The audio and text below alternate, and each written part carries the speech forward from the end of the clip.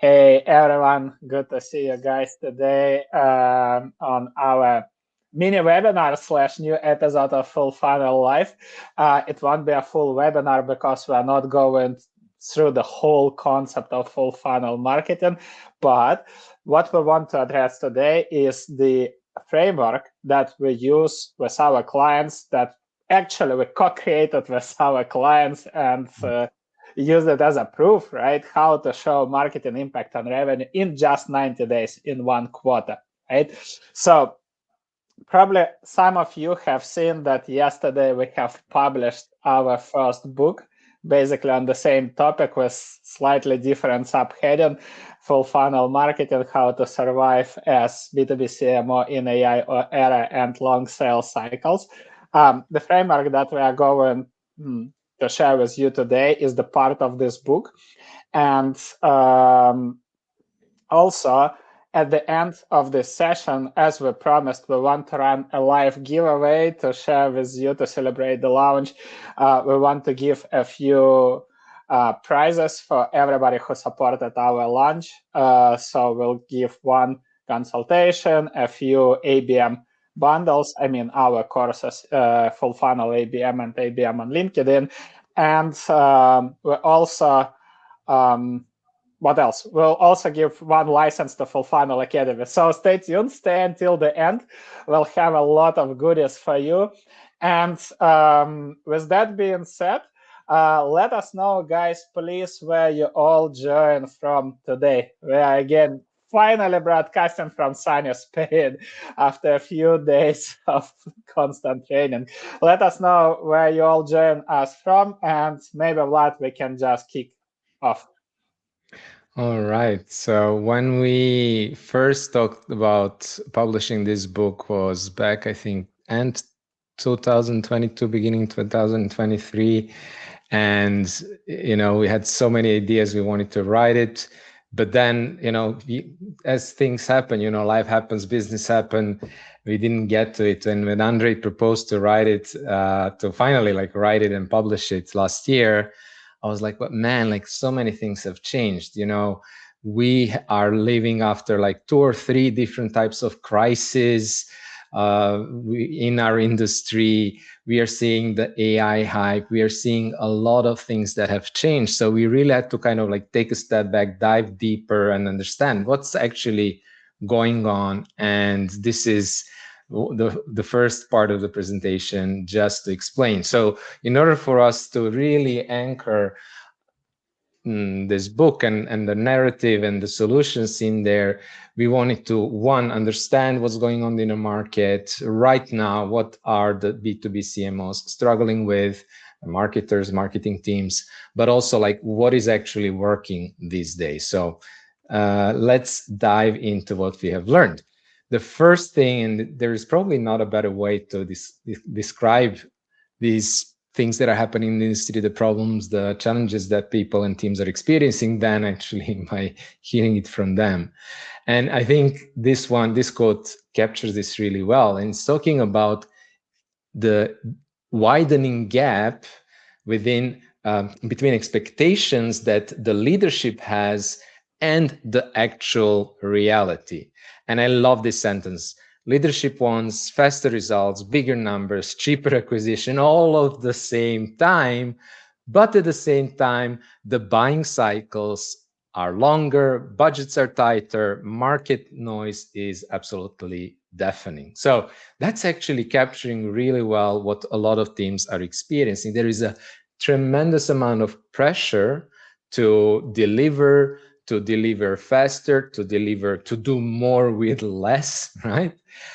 Especially now these days when you have the AI, let's say, promise, or the AI hype, where leadership now assumes that, we can indeed do so much more. We can indeed, let's say, achieve all of the crazy expectations there with smaller teams, smaller budgets. The problem is, even with teams that have successfully implemented AI, and actually the reality is, of course, very different than what we see on our LinkedIn feeds. A lot of teams are struggling to implement this properly. But even with teams that have done this, even with teams that haven't let go of half of their marketing and sales team, they're still struggling with the exact same challenges. They're still struggling to generate pipeline and revenue. So what is going on, right? So we try to also understand, okay, what is the status quo? What is actually the root cause of the problems that people are experiencing? And the first one is that there is actually kind of an inherited problem, right? So we are dealing with things that let's say systemic problems. It's not because these teams are not doing their best, it's not because they're lacking specific skills, it's actually that a system is kind of set up for the teams to fail or to have difficulties. So the first one and the big one is that we have this broken attribution that there is with today with the way that the buyers buy, where you have all of these different touch points where we know like 400 plus touch points required according to the hockey stack research, where we know that people might check your LinkedIn and see your ads, I don't know how many times, visit your website, hear about you on the podcast or somebody else, but all of that disappears, sort of that early influence disappears, and all we can see in the CRM is kind of the last things that happen, when they book the call, or maybe that last ad that they click before they book the meeting, sales meeting, et cetera, et cetera. So the attribution, the way it's set up, it's completely not reflecting the reality. And if a management is looking at the attribution, is looking at those reports, of course, they are making decisions based on wrong data, based on biased, basically, data. As a result, they increase ROI pressure. They're saying, you know what, we need more because, okay, we are missing our targets. We are not, so let's go for it. Let's squeeze the very last drop of juice from this quarter. Let's just go for it. They are increasing because they don't see the impact of the long-term program. So they're only deciding to fund stuff that has that short-term impact, or that where the impact can be proven. And with low sales cycles, that's very difficult.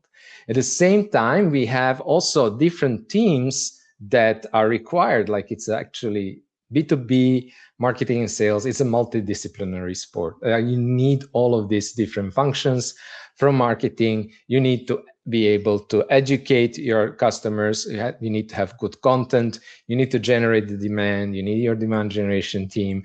If you're an international company with regional teams, you need people in the field to actually implement the regional marketing, maybe events, whatever. You need to capture the demand. You obviously need sales, customer success. You need revenue operations. You need all of these teams to participate and work together. The problem is that they're all kind of incentivized with their local KPIs. Content chasing traffic, demand gen chasing MQLs, SDRs chasing booked calls, or maybe even just whatever, the volume of outreach, and maybe only account executives owning the revenue. And when you have even with the best intentions, you will end up with misaligned teams. And we know when you have such a complex B2B buying process, it does require different teams to work together so that we can actually support the complete buyer journey, that complex buyer journey, and enable these, whatever amount of touch points that are required.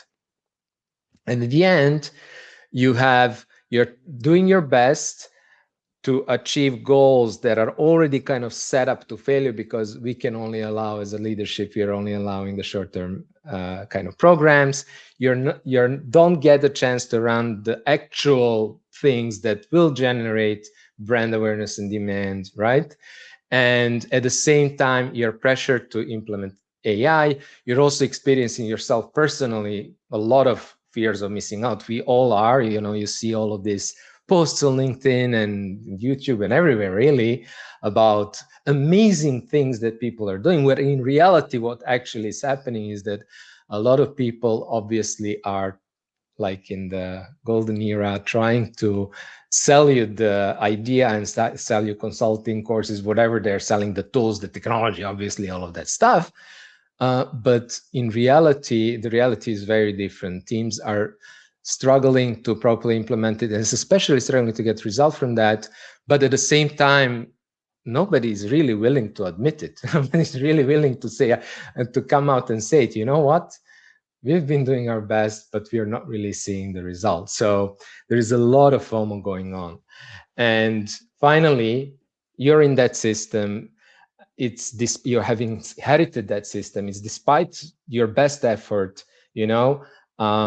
you are trying to do your best. You're trying to optimize it. You're trying to, at the end, survive this quarter and hope that with all of these things that you're trying to improve, the copy and, more content with AI, maybe better personalization, whatever, will all these incremental improvements will result in the final expected revenue, expected pipeline. But the truth is different, of course.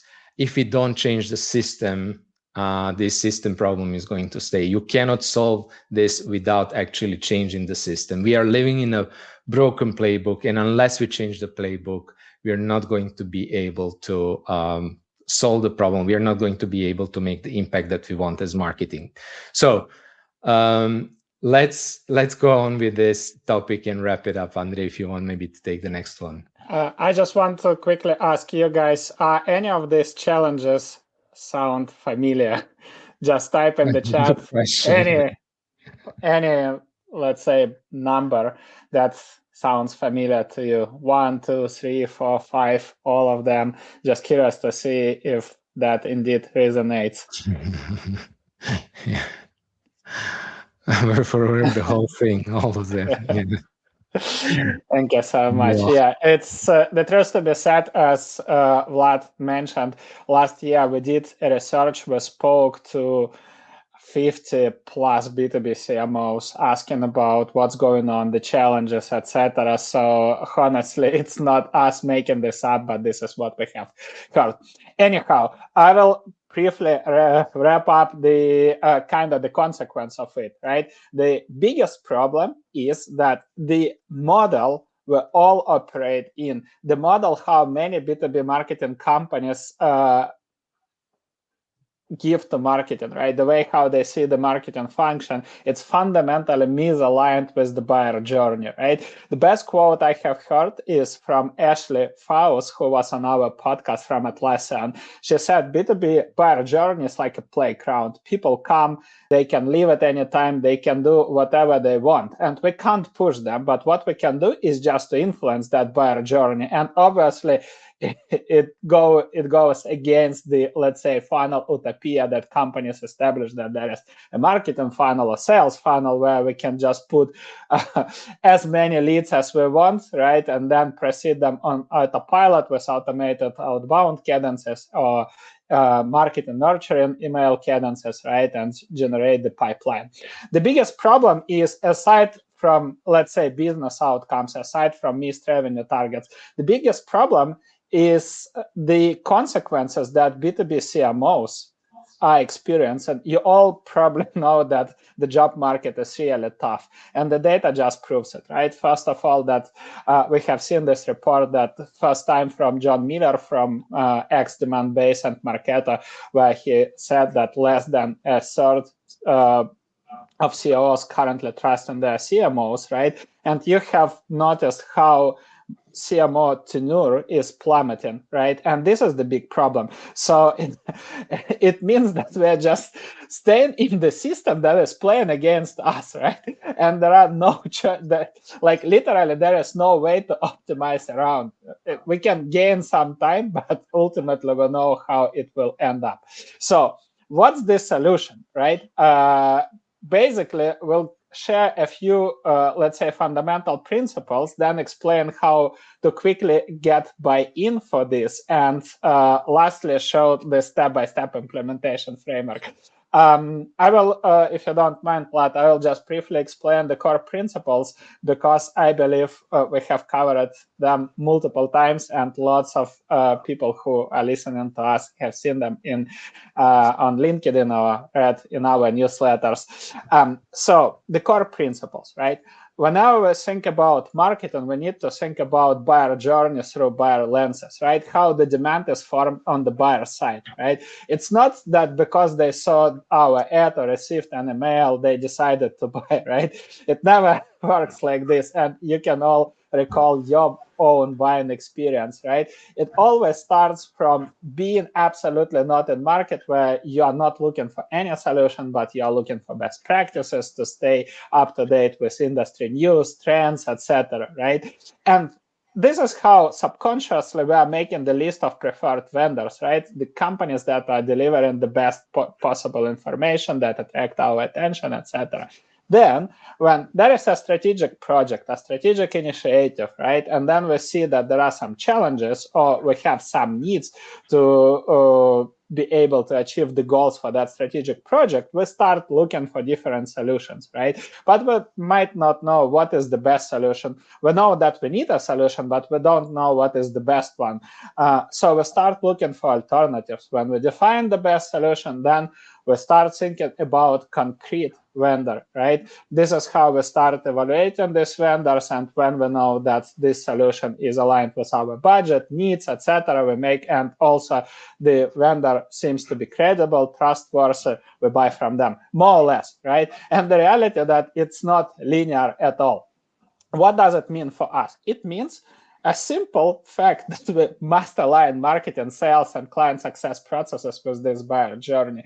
And I know yesterday I have seen a funny comment about our book that the name of our company is fullfunnel.io, right? And the name of the book, the title of the book is Full Funnel B2B Marketing.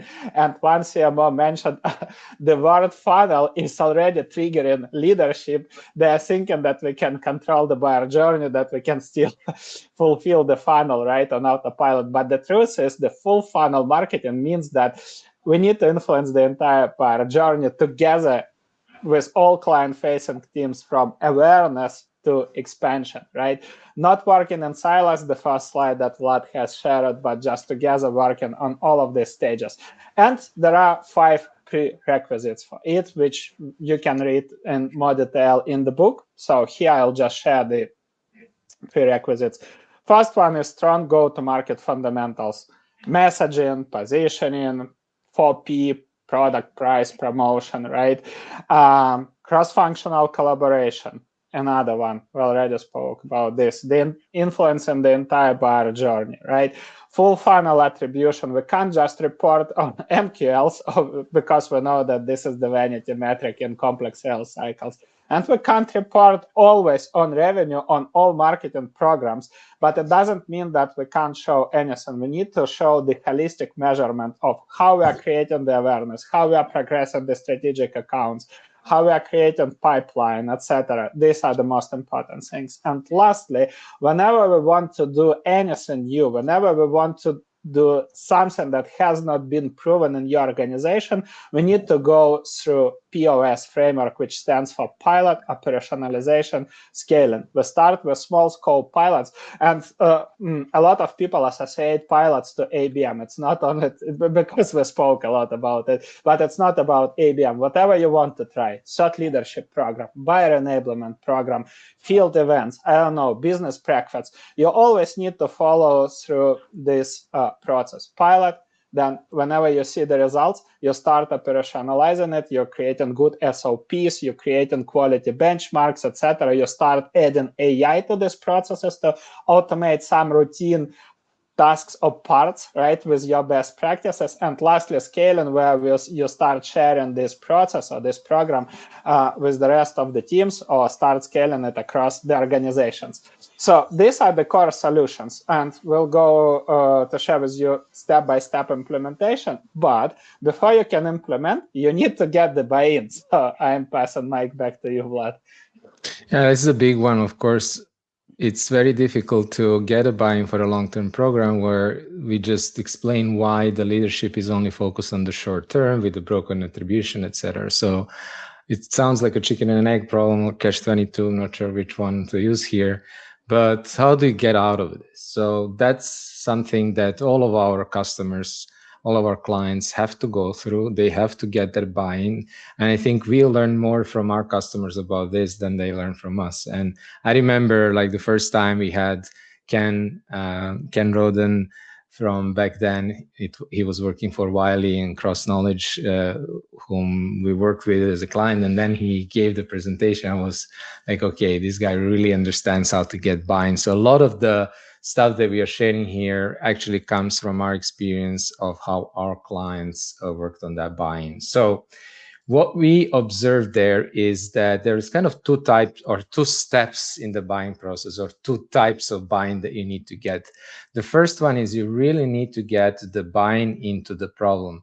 Before people are ready to change, they need to believe that there is a problem that is worth solving right now. So if they don't align on that, first of all, there is a problem, and B, it is a high priority, they're not going to even listen to the solution, definitely not give you the opportunity to implement it. The important thing here is to really understand what are the priority initiatives that your executive team is focused on, and to also analyze really the performance of the current playbook, to not just come with, uh, here is, we should run ABM or demand general, whatever, but really come armed with the numbers and analysis showing that the current playbook is broken. If we really understand the buyer journey of our customers, running a more in-depth analysis of the existing deals, getting the information, showing them how actually people and companies have purchased our solution, and then contrasting that with the way that we are marketing and selling, showing the actual numbers. And then finally, as I said, understanding the priority of the executive team and then linking that to their priorities, showing how these problems that you have identified, the broken playbook, are actually preventing them from achieving their goals, whether those are, the next funding round, whether those are, entering a new market, et cetera, et cetera. And then to get a solution buy-in, what we mean by that is to really, together with what we call the change champions, so people in the team who are kind of resonating, they understand that we have a problem, they're open to change, they're open to try different things. Together with them, define what is it that we would need to solve? What are the concrete things, we call them the requirements, that you would need to implement and solve in your current process? And how do we do that? And then the most important thing is, as Andrei briefly explained as well, is to then don't ask to change everything. Don't ask for a revolution. We actually, again, coming from our customer who said, this is not a revolution, it is an evolution of our current approach, our current marketing and sales mix. So present it as an evolution, present the pilot without asking for much of additional budget, new team, new technology, but just one quarter with a small team to implement the new approach and show that it's working, and explain exactly what will happen, what the expectations are. Only then, these are all the preconditions for properly getting the buy-in. One way to think about it, and I love that Ken also explained it, was I was treating the internal buying, the leadership buying and sales buying as an internal buyer journey. And you as a marketer, you people who are attending, you're as a marketer, you're kind of uniquely positioned to influence that buying journey. You are the ones who understand how to do that. So treat it as an internal buyer journey, involve the internal stakeholders, understand their needs, and involve them in creating the solution. So two things that we would like to highlight from this. We go into much more detail here, giving examples for each of these 6 steps, 3 for the problem buying, 3 for the solution buying. Two things that we would like to highlight is that what's very important about this pilot that you're defining as a way to prove that a different approach is going to work better is to focus not only on, well, to definitely not focus on the volume. You can't expect to have these crazy numbers in terms of the volume and revenue, especially in complex B2B when you have 12 to 18 months sales cycles, when you have multiple buyers. You can't expect within a quarter, which is what we usually run a pilot for, to have immediate revenue results, right? So instead of that, focus on efficiency, right? And what we mean by efficiency is how efficient are you in converting your strategic accounts? Because for a lot of B2B companies, the majority of the revenue comes from minority of the target account. So it's kind of an 80-20 that you have 80% of revenue coming from maybe 20% of the account. So how efficient are we in converting those accounts into pipeline and revenue, right?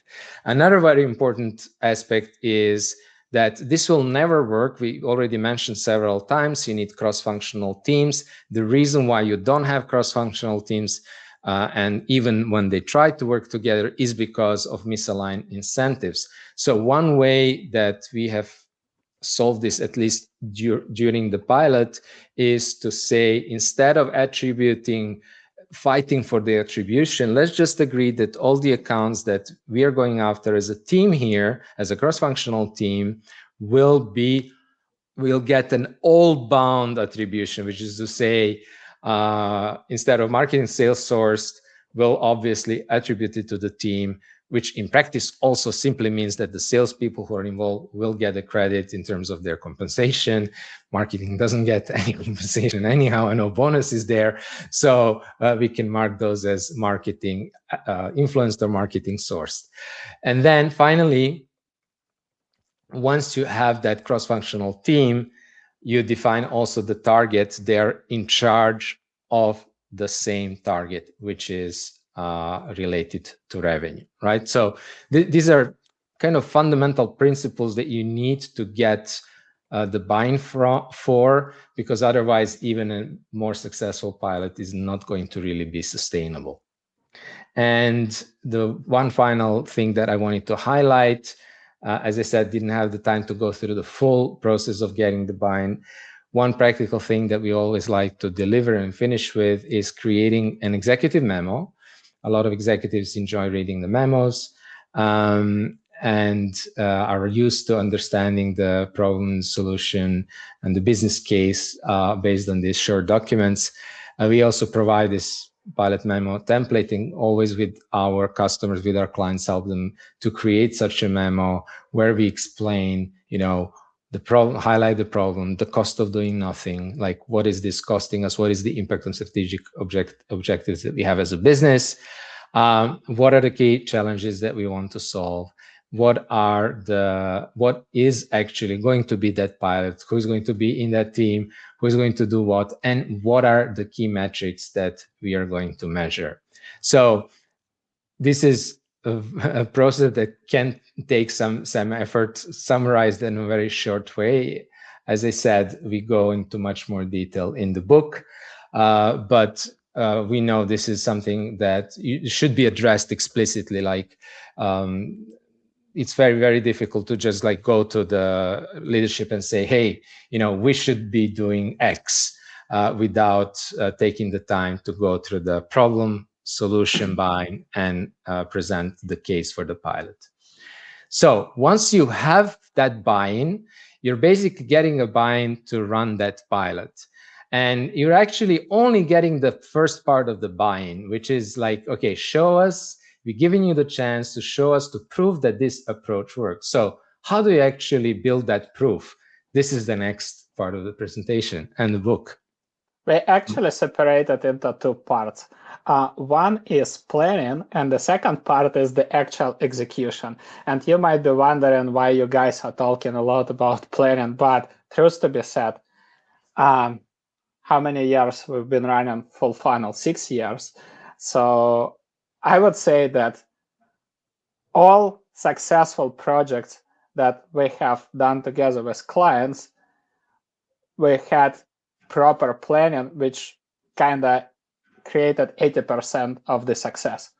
So proper planning just helps you to get buy-in from everybody, set up the right expectations, prepare for all unexpected, let's say, situations, and do the proper execution. The most important thing of the pilot planning is making sure that everybody understands what we are going to do, why we are going to do this, and how we are going to do this. So this is what we want to share with you next, the planning phase and then the execution phase, right? Planning a 90-day pilot to show impact on revenue. The first step is really simple, right? You are creating this memo. You are anyhow going to present it, right? The cost of an action, what will happen if we'll continue running our broken playbooks, if we won't try anything new, right? So the next, if hopefully you receive the buy-in, because we don't pretend that's an easy job, right? But let's say you get the buy-in. The next step, okay, how can we define the success of our pilot aside from MQLs or any other metrics, right, that we are usually reporting on? And what would be the leading indicators that tell us that we did a fantastic job, right, or that this pilot works, if we can't show the revenue? So that's why we are saying impact on revenue. And you need to have an open conversation with sales leadership, with executives, because I mean, I can't exclude anything, but normally any senior leader, experienced, seasoned leader would say, okay, if I can't show revenue in 90 days, which is true, probably this would be the discovery calls with the strategic accounts. Probably this would be specific engagement from senior buyers, right? Replies, conversations, especially from your sales team, you often will hear, well, if these people will start replying to my outreach, I would already consider this success. At least this is what we are hearing, right? When you have this criteria, just document them. Don't leave them vague, because what we have seen with a few teams in the past, when these criteria are not defined, at the end of the pilot, different people could say, hey, but, well, I don't think that this pilot was good or whatever. There could be multiple biased opinions, right? You need to have this data fixed, so then you can report on this, right? Okay, these were our expectations. This is the actual performance. When you have this in place, you can move to the second part, which is account prioritization for a single cluster, right? We spoke a lot about this, so you guys probably have heard multiple times from us about both concepts. The cluster targeting means that we pick up one specific use case, and then we pick up all the accounts. Typically, I guess your sales team already has a list that is coming from territory planning, right? Obviously, your goal at this point, your goal is not to reject this list or to recreate this list. Optionally, if you want, if you have noticed some hot accounts that demonstrate strong engagement, you can bring these accounts. But your entire point to sales explain this prioritization framework. Okay, if I will give you just one simple litmus test. Ask a fellow sales rep, if we were going to bet our compensation this quarter on specific accounts, what characteristics do they need to match, right? As simple as that. And then you can define maybe some product need evidence. So these companies are demonstrating these signals, some level of brand awareness, right? So they have signed up for your webinars or attended your webinars or visited high intent pages on the website, etc., right? There is some relationship, so we are connected to these people on LinkedIn, or we met them at the events, or they're engaging with our content, whatever. There are no strict rules. You define this together. And then your idea is just to segment all of these accounts into 3 buckets, right? By likelihood of creating the opportunity. The accounts that know you, you have relationship, you have strong product need evidence, you work on opportunity creation, right? The fully personalized plan for these accounts. Accounts that demonstrate some level of engagement and awareness, you have some relationship, but you have no idea if they are shopping now, if they have any strategic projects that your product could fit, right? You start doing account research, you start doing validation, and all other accounts are sitting in your demand gen layer. And if you want just not to pause any campaigns, if your sales are running out standard outbound, feel free to leave it. That's absolutely fine. The goal is to focus on 2 buckets, right? That's likely to be converted into sales opportunities. And the most important part, whenever you do this, you don't need to plan the new program from scratch. Start with everything that you have already planned. I guess everybody has some sort of demand gen layer, some activities that has been scheduled. Start thinking how to make these activities account-based. How can we make them for a specific cluster, right? So instead of, let's say, now we're just sharing more universal principle, but generally speaking, this when it comes to our business, right, we have expansion use cases, we have marketing and sales alignment use cases, we have launch and pilot ABM use cases, right? And then based on this, for every cluster, we create different types of content. The same is here. Your product is likely to have multiple use cases. You pick up one, you start thinking about the most, let's say, the biggest challenges in this use case, and you start tweaking or converting your programs into account-based, right? How can we do this? So always do it together with sales, right? Think with them, ask them, will this topic resonate with this? If we are going to host the webinar, will this topic resonate with these target accounts? This is an example, really recent one with Backbase, with whom we've been working for quite a long time. And I think this is a fantastic example. Why? Because this is a global team working across the entire globe, and how they were able to create, basically going through the entire framework from pilot, operationalization, and scaling is amazing. Simple example, right? Instead of talking about AI in banking, they customize it to a specific segment. Like you can see, it's all about for the wealth segment. And one rep is talking about, is kind of sharing the content, and the team is hosting the events for economical buyers. And in parallel track, they are doing the same, but for the technical buyers, right? Just picking up whatever they have in place and tweaking this to their target accounts. So again, I'm not saying it's not specifically limited to account-based marketing per se. You don't need to follow strict ABM rules. But truth to be said, why ABM is anyhow central part of it, because we are focusing on specific strategic accounts that sales prioritized. Why? Because this is the only, honestly, this is the only proof that you can demonstrate to leadership. If your sales team will come and say, these are our strategic accounts, we tried to reach out, we tried to engage, never heard back from them, and now these people are replying to us, signing up for our events, booking calls with us, this is the best proof that you did the job. So that's why anyhow account-based marketing would be a part of it, but you don't need to follow, let's say, strict ABM guidelines as we typically do for ABM. Anyhow, let's move forward with the next slide. All right. So here, this one is about creating a clear program timeline, which is, like we mentioned several times, we normally run a pilot for a quarter. That might not be enough to generate pipeline, well, revenue definitely not, and in some cases maybe not even pipeline, or in some cases maybe possible. It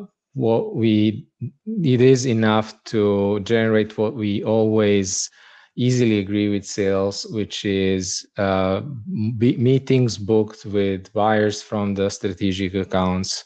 As Andre mentioned previously, a lot of these salespeople previously tried to reach out to those accounts, were not be able to even get a response. So being able to start conversations and then actually have discovery calls is a huge win within a quarter, especially with those accounts, the 20/80 or the 80/20 that I mentioned before, the ones who generate the majority of revenue. The clean timeline is important just so that we know that, for example, Edita, you mentioned that as well. Andre was explaining, start with what you have. Even just putting the existing programs and the activities on one shared calendar, which is not a lot of teams do that, and then starting to see the connections between them and making them account based. This is how you actually is the most realistic way to start. But also just everybody needs to know and understand what will happen when, what can we expect at each phase or a little milestone within a program. Next, you need to also clearly agree with the team on clear responsibilities and roles. We have spoken about this many times.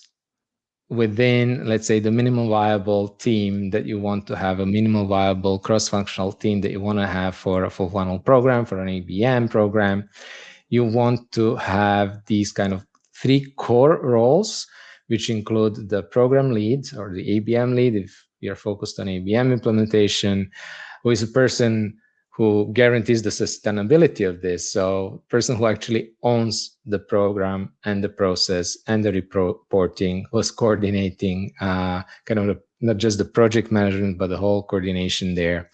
Then usually it's a person from marketing, usually somebody kind of a little bit more senior B2B marketer. Sales development, this is in some cases a missing function, and it is something that sits kind of between marketing and sales and helps a lot, especially when you're going after enterprise accounts, trying to engage multiple buyers. It's almost impossible to do this with a proper multi-touch sales development.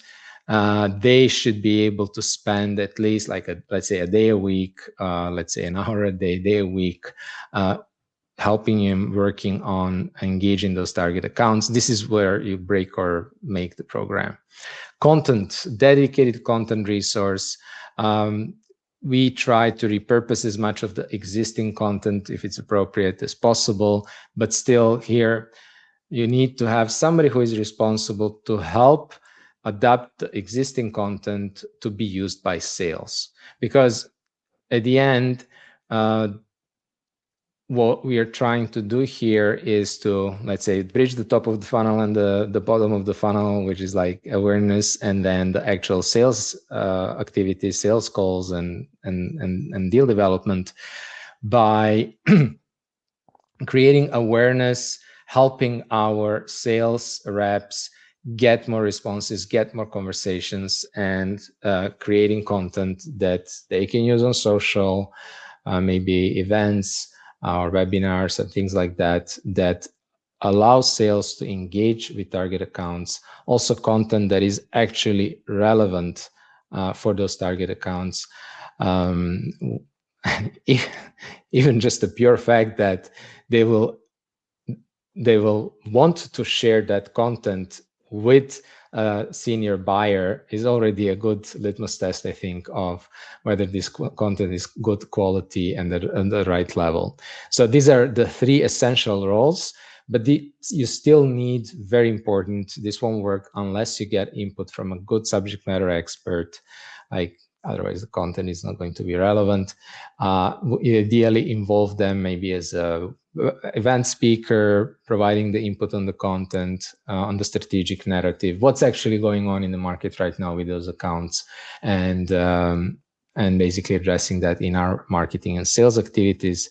And somebody to help, whether it's from RevOps or somebody, kind of technical assistant, to help with collecting the signal. Even if you have the most advanced signal engine, develop, with the AI, and we have seen some really advanced stuff out there that were not necessarily always used, but you need somebody to then help bring those signals to the salespeople, making sure that every week we surface the most relevant ones, that we know what's going on with those accounts, that these kind of important things are not missed. But also, the logistics of, if you're running webinars or events, of landing pages or whatever you need to do to implement the content hubs, etc.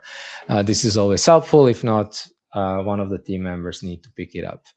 So having the clear team and responsibilities, one person from each is enough. Part-time, you don't expect these people to only be doing this program, but clear commitment. And also agreement with the sales leader, for example, that salesperson will be able to do that. And also like a review of their targets. I mean, are their targets going to completely prevent them from being able to participate? Are their incentives completely misaligned? Is there something that we might need to do to, allow them to actually participate and do the things that they need to do? And then one of the most important things is to have the indicators, the leading indicators, because again, we mentioned this several times, it's 1 quarter, you have long sales cycles of whatever, 12, 18 months, you can't expect to immediately generate revenue, which is what, of course, is the language that is the main language understood by the executives and the sales team. You need to define proper leading indicators. And the way that we like to think about it are first the kind of success criteria, as we mentioned. Discovery calls seem to be something that is more easily accepted. Discovery calls with the right buyers from those strategic accounts that probably we were not able to engage previously, right? And in a proactive way.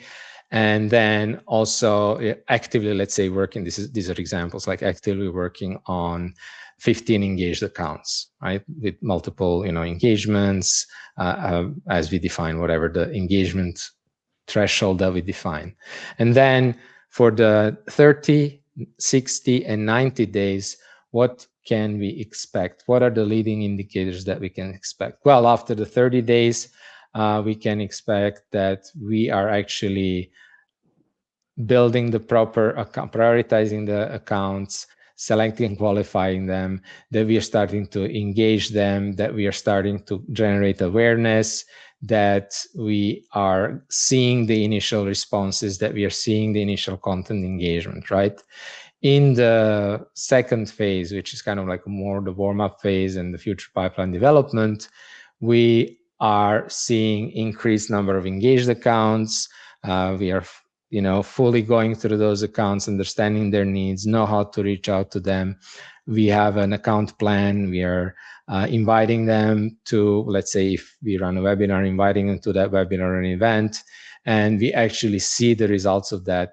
We see that these accounts are engaging. We see that there are conversation. We see them, let's say, if we're inviting them to some event, they're registering for the event, etc. And then finally, in the 90 days, we want to see accounts in active focus, which are, according to the prioritization framework, those accounts where we decide to give them one-on-one sales attention. They need to be properly engaged. We need to be able to collect enough product evidence. So evidence that they have the need for our product. We call this product need evidence, but evidence that they actually, signals and evidence that they have a need for our product. Initial relationship with those accounts. So enough signal that okay, these have a high chance of becoming a proper sales qualified opportunity within a quarter. And then, properly multi-threading those and engaging them with personal outreach, with personal offers, what we call like bridge activities, and seeing results of that, right? So before you're able to book those discovery calls, you need to be able to have those conversations back and forth. Otherwise, how will they, even agree if they're not even like they're ignoring you? Before they even respond to you, you need to be able, of course, to have some awareness and to have the accounts. That's why we organize it like that: 30, 60, and 90 days. And then what you want to do as well is, now that you have these metrics and you know what the program consists of, to also create a dashboard. Maybe, Andre, if you want to explain, I'll take the opportunity to have a sip of water. Thank you. I will very briefly explain this part.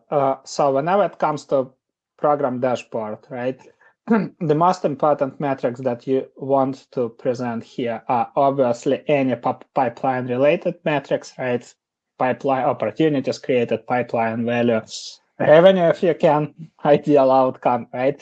But aside from this, like we said, there are three major categories of metrics that we always include. So the leading and lagging indicators, Vlad already explained them. There is no need to replicate this. What we want to do is just to show the trajectory of change, right? Leading indicators show our effort, right? So how much effort we are putting it, and lagging indicators is basically the market response to it, right? So we want to notice the project trajectory. And the last category of metrics that we are tracking here is the account velocity. We mentioned this account prioritization framework, right? The entire point is how quickly we are moving all the accounts from being completely unaware of us to active focus list where we're working on opportunity creation, right? That's the entire progress. How quickly we can convert that, let's say, awareness into accounts that we picked up, accounts that hit our engagement threshold, and we now invest our time into research, accounts, buying committee mapping, buying committee engagement, etc. Right? That's the key. Ultimately, at the end of the pilot program, to evaluate its success, you'll need to see clear conversion from cluster ICP accounts or future pipeline accounts into active focus accounts where you are working together with sales on sales opportunity creation. And lastly, what you need to do, right, before actually launching this pilot is presenting this to your team and to leadership just to keep everybody on the same page. Similar story as we already discussed about the ABM memo, right? We want to present the cost of inaction, why we want to run the pilot. Now we share the pilot and most importantly, the expectations. Again, just confirming them. Okay, these are our expectations and success criteria, right? This is what we want to do. This is our timeline. These are the leading indicators and lagging indicators that we are going to report on. This is kind of the breakdown into 30, 60, 90 days. This is the dashboard that we are going to track, so it would be live and you can see our program, right? And this is our responsibilities and time commitment. We're not going, again, just verify, just prove one more time that you're not going to pause any programs.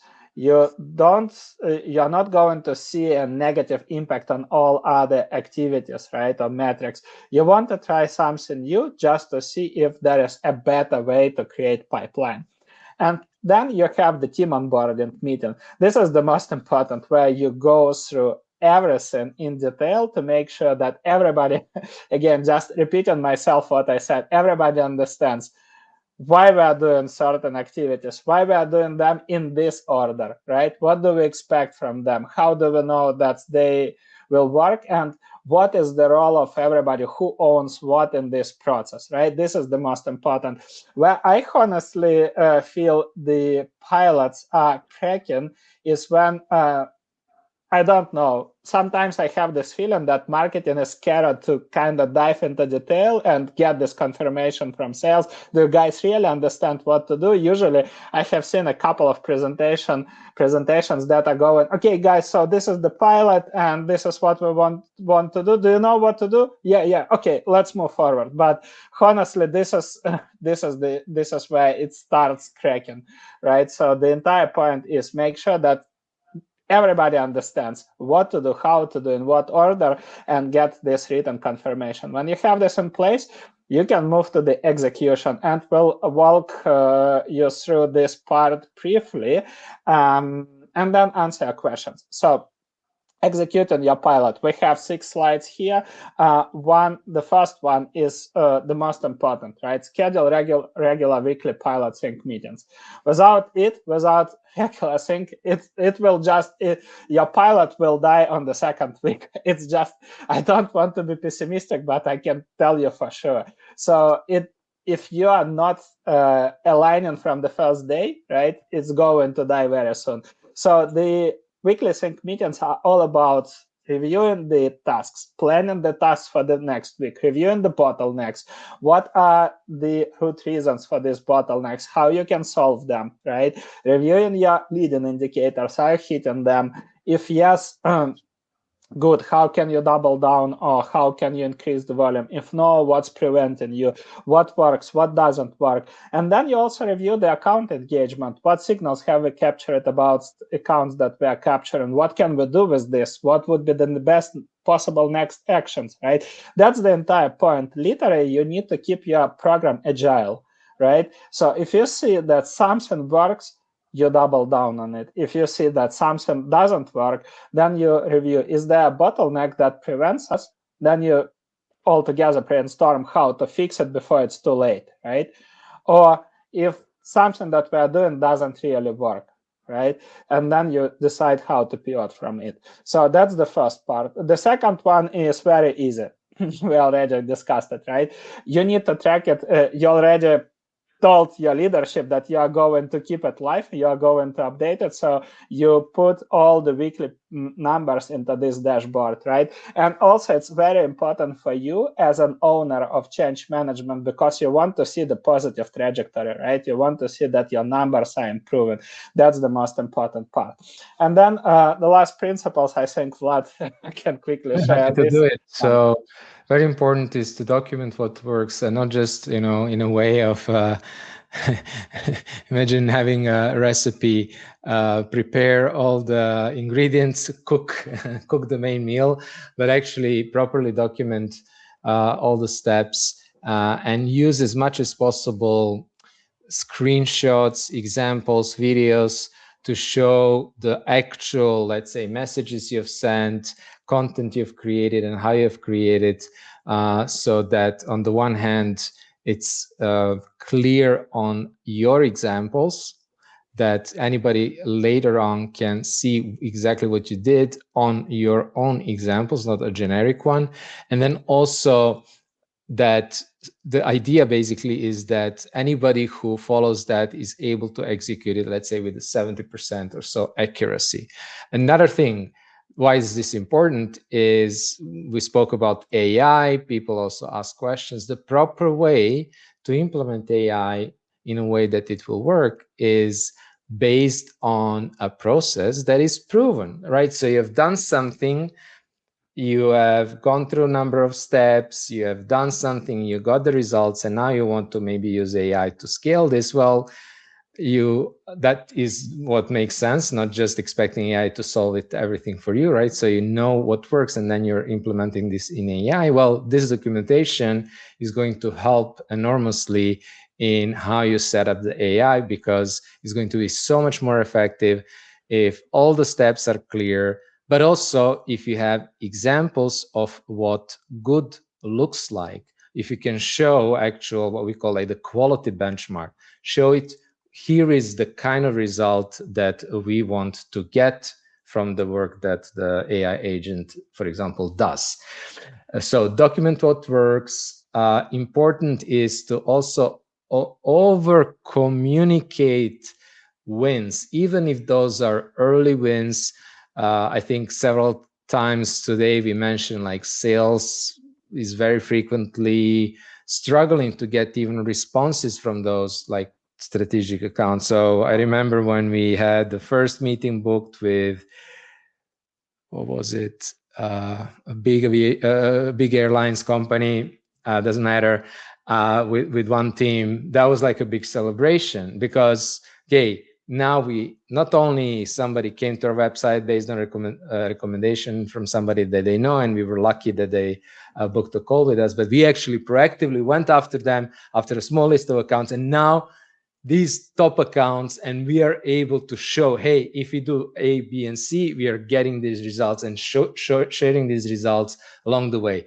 Also, the human thing is that whatever you communicated to your leadership at the beginning, they will have forgotten. They will still be kind of in their own mindset and making the assumptions. So if you don't share this along the way, they may still like come back and say, hey, I remember that you asked about this and that you're doing this new thing. I'm not seeing any deals in revenue. What's going on with that? Should we stop this? What's the ROI? So prevent this, preempt this by sharing wins, reminding also of what the expectations were versus what we are actually seeing and what we are doing, the results that we are seeing. So that's very important to keep the momentum and to also get the buy-in for the next steps, which is the end goal. I think once you have finished the pilot, executed it successfully, or maybe not as successfully as you wanted, you want to run a retrospective meeting with your team and to define, okay, what went well, what are the areas that we can still improve. And the reason is that you will take that and you will basically include that in the next iteration. Pilot is not the end. Pilot is actually a beginning. It should buy you enough faith from the management that you can continue scaling that. But to get even better results, you want to run the next iteration where you are improving number of things, right? So you're defining the next quarter based on your lessons learned. Maybe we can improve some logistics, but maybe we can improve the sales engagement. Maybe we can improve the way that we are creating or sharing content. Maybe we can improve the way that we are targeting. Maybe we learn about, had assumption about how we should prioritize accounts and realize that maybe we were not using all the right criteria, we missed something, or we thought something was not important, which became important, or vice versa. And then you create that plan based on that input.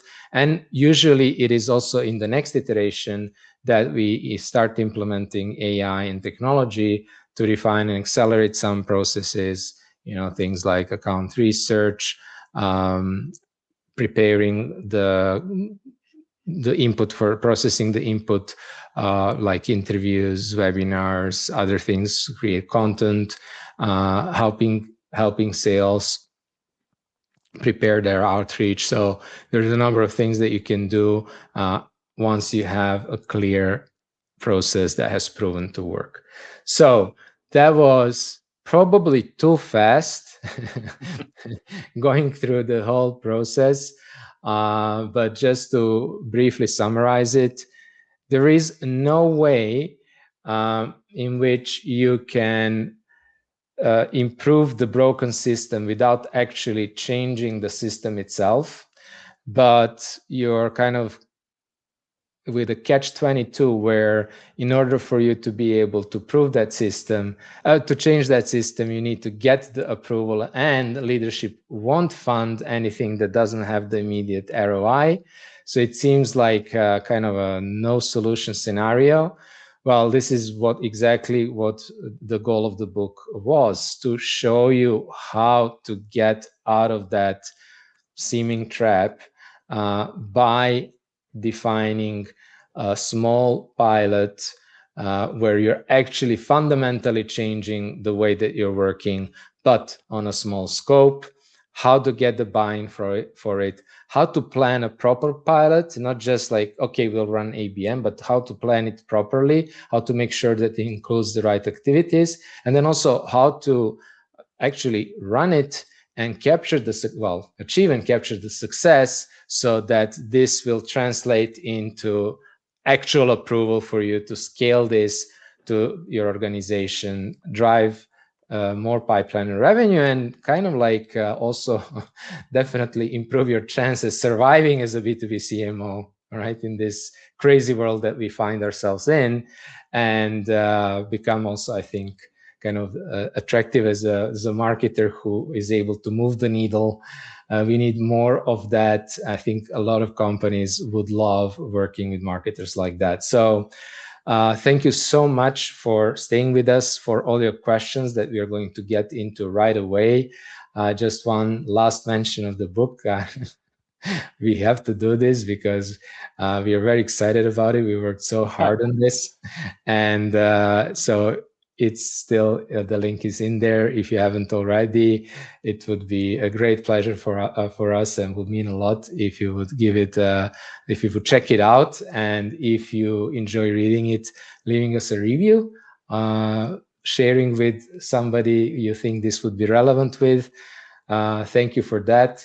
I definitely want, Andre, because you were busy with that, to share the giveaway, and then we can address the questions. Yes, absolutely. So, as we mentioned, we want to celebrate the launch of this book, and we'll do it just one by one. So, we have five, let's say, gifts. I'm going to stop sharing this, and we are going to do it live. The way how we're going to pick up the winners, guys, is that I mentioned, unfortunately, we don't know on Amazon who exactly purchased the book. So that's why we ask to fill in the form, right, with your purchase so we can recognize you.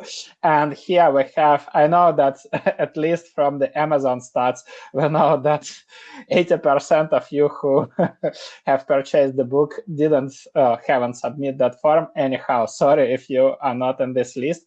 We are going just to make this among everybody who filled it in. So we have 96 people here, and we'll just run the giveaway. I will just put the number here as we are going to run the first bundle of ABM courses. Let's do it live. Number 81. Who is number 81? Is Mukul Sharma. So it's the ABM bundle. And we are going to contact everybody, of course. So congrats, Mukul. Let's look at the second prize, the second ABM bundle. I'll just click on this, number 77, not going too far from it. Kerry Fright, Kerry, congrats. And by the way, thank you so much for a fantastic shout out on LinkedIn with the book review. Means a lot. We are going to share the bundle with you. The last one, let's generate it. Number 36, I will head here. Number 36 is Ati Aziz. So congrats, Ati. We are going to share the bundle with you. Now, what else we have? One license for Full Funnel Academy. Let's do it live. Again, I'm just clicking here. Number 30, whatever, going really in weird order. Will Taylor. Will, congrats. So I'll just put Full Funnel Academy. And the last one is the 60 minutes consultation with us. So let's do it. I don't know, maybe that's not the best gift that you would say, no, I just want to have Academy or the course. But then you guys, I don't want to talk to you. So if that's just the case, feel free to tell us and we'll change it to Academy or to the course. Anyhow, jokes aside, let's generate this number 79. Okay, so now we're coming back. Remco Weinbrink, if I pronounce it correctly. Very so, well. Congrats, and thank you so much all for the support.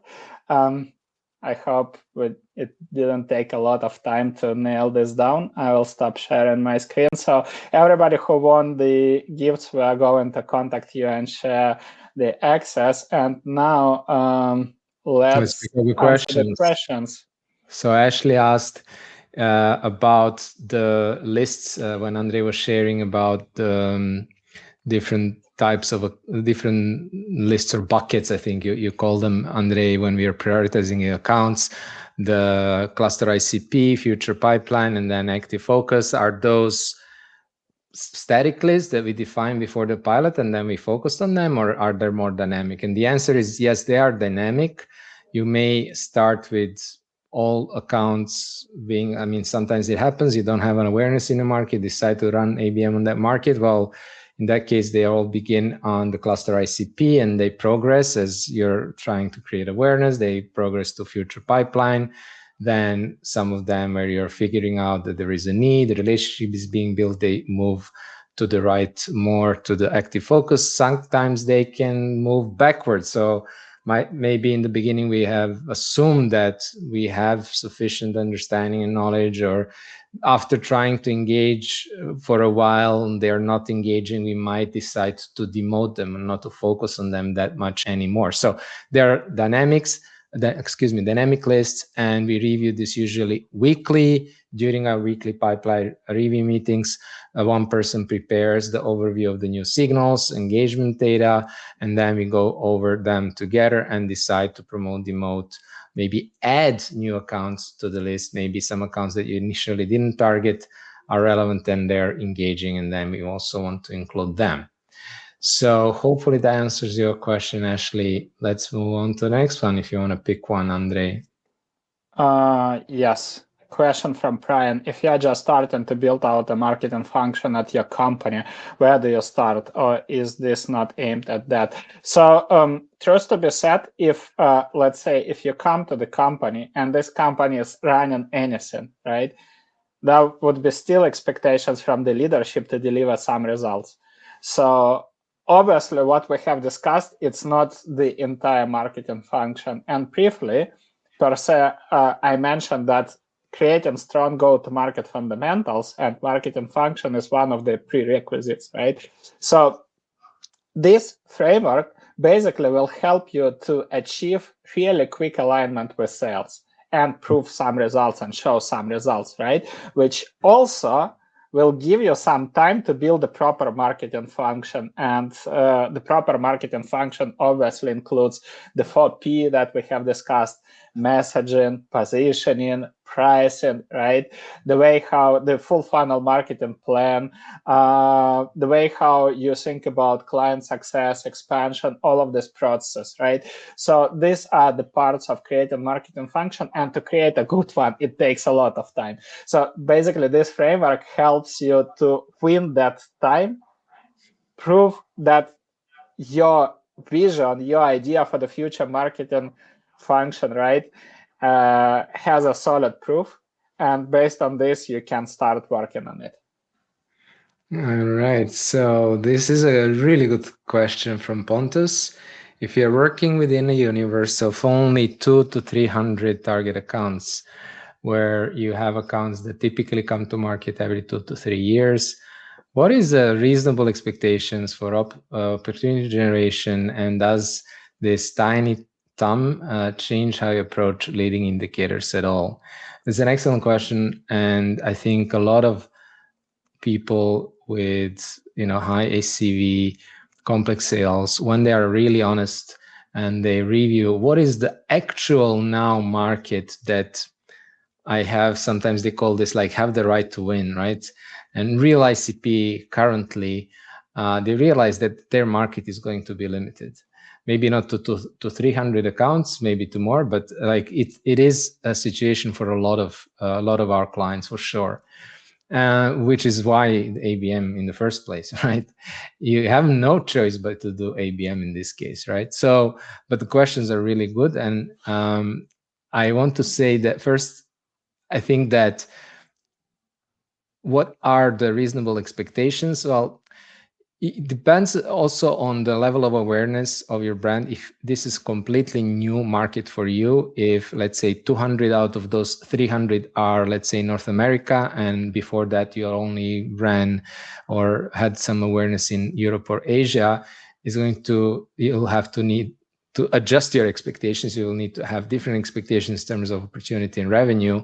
It may take, and I know this like from experience, like one of the first projects that I work with, first clients that I work with, they were trying to get in the North American market. They had an excellent product, a small team from Europe. And eventually the CEO moved, they hired a salesperson, they were trying, eventually the CEO moved, and they spent like 2 or 3 years before it really picked up, before they started generating some real revenue there. So it does take a lot of time. I think that you can make any predictions that you want, but if you don't have real benchmark data, it's very difficult. Like these predictions are going to be meaningless anyhow. So also use that pilot to create the initial benchmarks of, okay, what is even the amount of these accounts that we can engage in multiple opportunities. Now, in terms of the 2 to 3 years length of the sales cycle, we actually had 2 clients that were in the exact same situation. And the client that we kind of feature as a kind of central case study, Cross Knowledge, they had this where their how do they call this, like more than half a million deal size with Fortune 1000 companies, where they decide on changing their corporate learning solution every 2 to 3 years, exactly the situation like this, right? And the way that the sales rep described this after working 6 months in a new way, she said, is like, now I'm able to come in contact with those decision makers earlier. She said, I was able after 6 months, after trying to engage about 120 accounts, to end up with multiple conversation with about 30% of them. So it was something like 26, I believe, out of 130. And she said, because we have all these multiple touch points, we are now starting to have this conversation earlier, and I'm learning about these strategic plans earlier from the right people, right? So these are the things. You're still measuring similar things. You're measuring the engagement. You're measuring also account penetration, or how many buyers and accounts you're actually able to engage. And these kind of conversations that you're starting, even if they're not in the market, because that's how you get there and be in their consideration set. And that's how you also learn about when they're coming in the market. Sorry for taking a little bit more time to address this, but it is such an important question, and really good that you asked it, Pontus. Okay, let's pick up the next one. So another question from Ashley about account prioritization. How do we think about this in terms of multi-threading? One contact might be aware, but others aren't. How do we bucket them appropriately? Do we choose a key contact to represent the account? You're absolutely right. So when we think about planning ABM program, multi-threading is the core part of it. And by the way, by multi-threading, we don't only mean let's say the multi-threading across the sales process, right, where we want to kind of involve more stakeholders into negotiation, right, into purchasing part. But we want to do multi-threading to create awareness. That's the first part. But as we said, quite often we start, especially when it comes to the pilot part, right, we start small. We don't have the big team, which means that, and we do it in parallel to multiple other things, right? So that means that we need to narrow down our focus. In that sense, whenever we do, from that perspective, whenever we do the planning, we start thinking in terms of clusters. Cluster is this specific use case, right? Who is the, let's say, primary owner of this use case? Who is the person who experiences these challenges, right, for that specific use case? So this is how we start thinking about champions, right? And all the content that we create, we are creating for this specific buyer persona.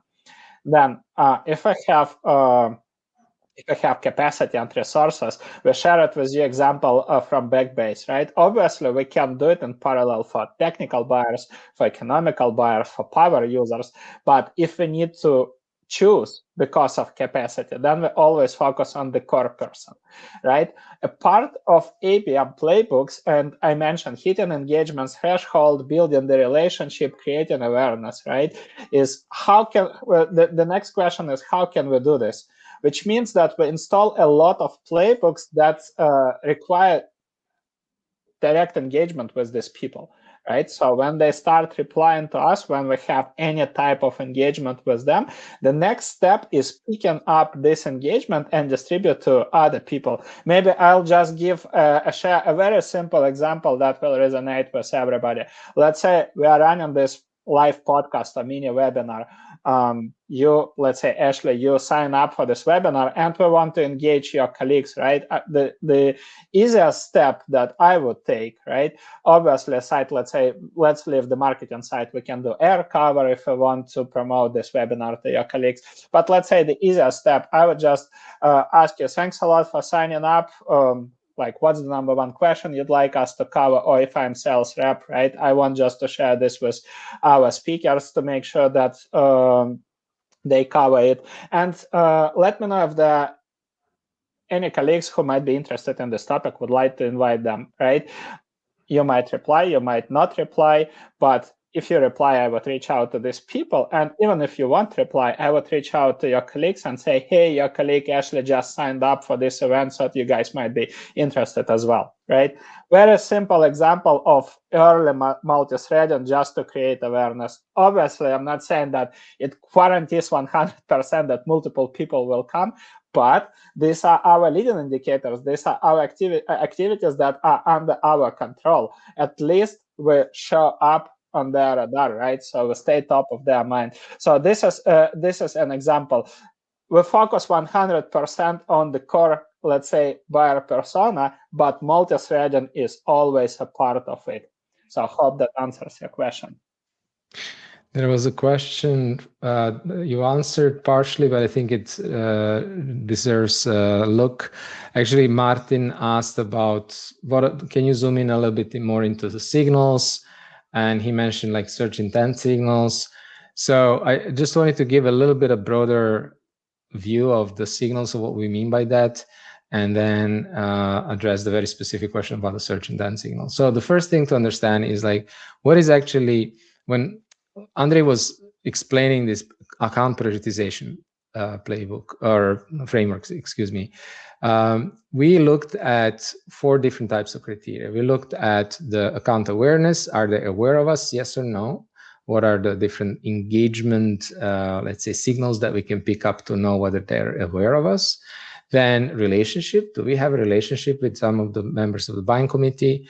Then, very important, probably the most important one, do we have any product need signals? So signals that could indicate that they might have a need, right? And then obviously also we look at the revenue potential, right? So how high the revenue potential. But when I look at these different groups, you will have different signals. They will have different meaning, and actually majority of them won't really be search intent signals. So what happens in practice is we start this conversation by asking like, what are the things that indicate that they might have a need? And we look and we analyze previous deals and see like, okay, what was happening in those businesses, and we start kind of deriving from there these signals. And let me tell you, the majority of those have nothing to do with the search intent. The majority of those signals have to do with stuff that's happening inside of the company. For example, their key initiatives. Let's say that I'm selling something for product teams, right? Something that they can integrate in their product to make the product more secure, some sort of security technology. Well, I might be looking at, are there any compliance initiatives that are relevant for them, where maybe there are new regulations or new industry. Maybe they started selling into, let's say, pharmaceutical industry or companies that are much more strict in their security requirements. Are there any initiatives that are being announced by their leadership team? Are there investments in the product that are being announced? Is there any new leadership product leadership, like people who might decide and review their current product and product strategy during their first 6 months as a leader, et cetera, et cetera, et cetera. So usually something happens within that account that changes the priority, that changes the importance of the problem that you can solve for them, or that creates that problem and creates the urgency with that problem, right? And this is why account research is so important, where you actually surface those signals. So first, just wanted to wrap up. You have different types of signals. They have different meaning. So engagement signals, so awareness signals can tell you how aware these accounts are from you. Maybe they are starting to get more engaged, right? The second set of signals tell you whether they even have a problem that you can solve for them, whether this problem is increasing in urgency, whether there are some business triggers that you can help them solve.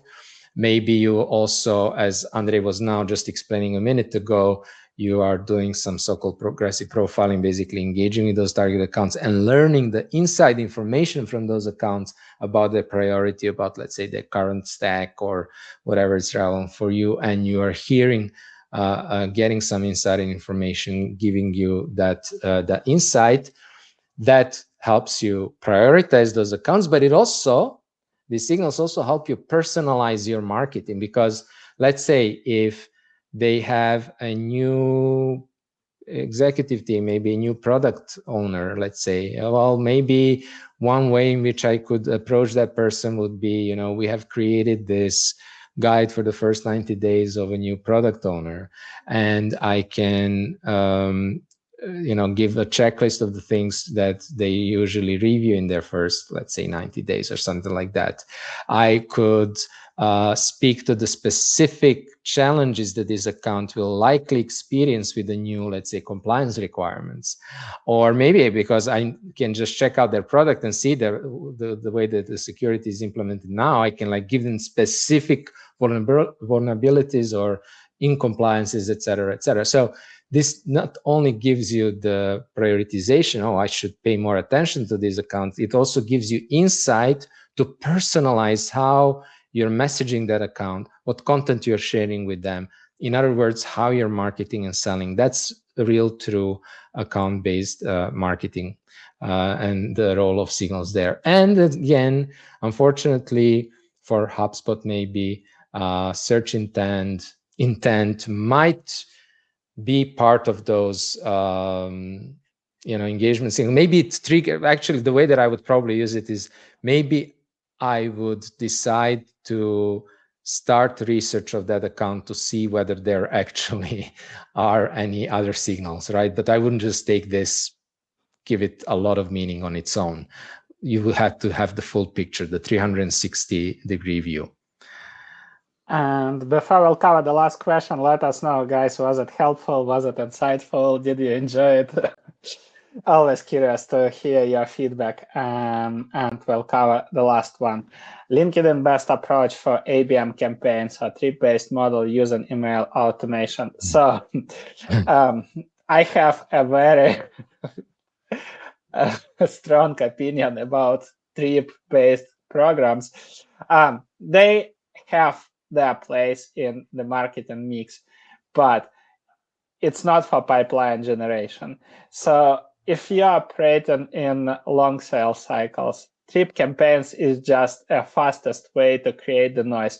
If you remember, Vlad shared one of the core principles for success, which are the part of change management. Switch from volume to efficiency, which means that the drip campaigns are absolutely useless here, right? When it comes to LinkedIn or to any other channel, the key point is understanding the buyer journey, right? Then thinking in terms of long sales cycles, how can we align our playbooks with this journey? If LinkedIn is a part of it, fine, right? What can you do on LinkedIn? I mean, the entire point is you need to create awareness, you need to engage people, and obviously it's not just sending a bunch of, let's say, AI personalized messages. Hey, I have seen you are B2B CMO, you are working for, let's say, this company, we can help you with this and that, let's have a call. This is not engagement, this is not nurturing, this is not awareness, right? So what's the best approach? LinkedIn is just a channel, right? So what can you do? You can create some leadership content related to a specific cluster and specific buyer persona. You can boost it with thought leadership ads. You can do constant engagement. You can do co-creation with your buyers, right? You can invite them to the events. You can comment on their posts. You can comment on posts of their colleagues. Pick this post to your strategic buyer for further conversation. You can comment on the company's pages to boost the awareness. So there are multiple possibilities. I mean, I can't give you the precise answer for this, right? And the easiest maybe answer would be look just at your always on programs and think, how can you make them account based, and what would be, and what's the role of LinkedIn here? But what can I say for sure is that don't rely on trip campaigns and just automated outbound, as the performance of these playbooks are going down. As simple as that. So with that being said, thank you so much for the feedback, and thank you all again for supporting us with the book launch.